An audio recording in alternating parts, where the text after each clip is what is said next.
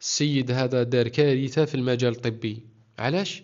بولينغر هذا يكتب كتاب وسماه The Truth About Cancer، حقيقة السرطان، ونشره، وكي نشره طلع بس سيلر، يعني الناس قاع سمعت به وقراته.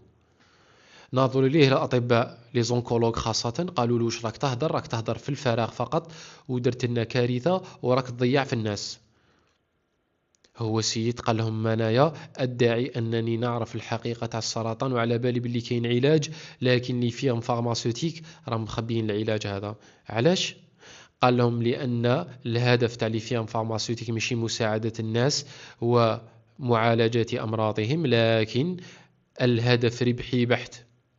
وراهم يطبعوا في هاد لي تريتمون تاع الكونسير، منها لا شيميوثيرابي ولا راديوثيرابي والإيمونوثيرابي ولا شيروجي، بهدف الإكثار من الأرباح هذه.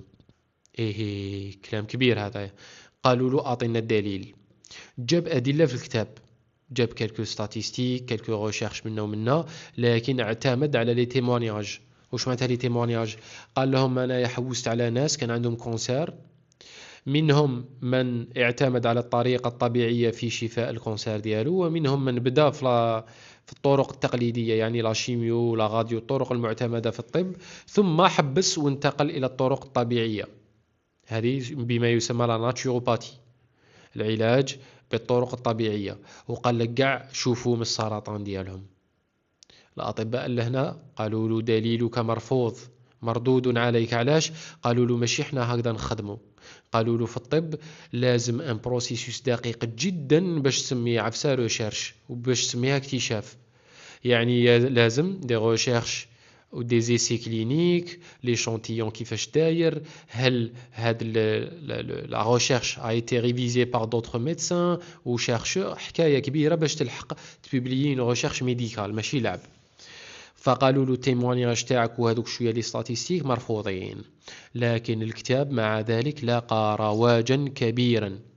علاش؟ لانه عرف كيفاش يبوزيسيوني الكتاب، وعرف كيفاش يجيب هذوك لي تيموانياج.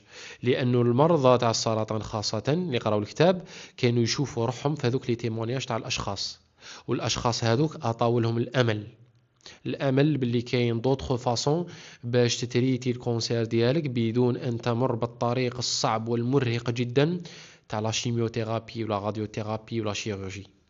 تمام. فالكتاب هذا مثير للجدل كثيرا جدا، ويحتاج الى انه الانسان كي يقراه بما يسمى الكريتيكال ثينكين، او العقل النقدي. لازم ينقد الفكره ويدير بزاف بحوث باش يتحقق من الكلام اللي هو الداخل.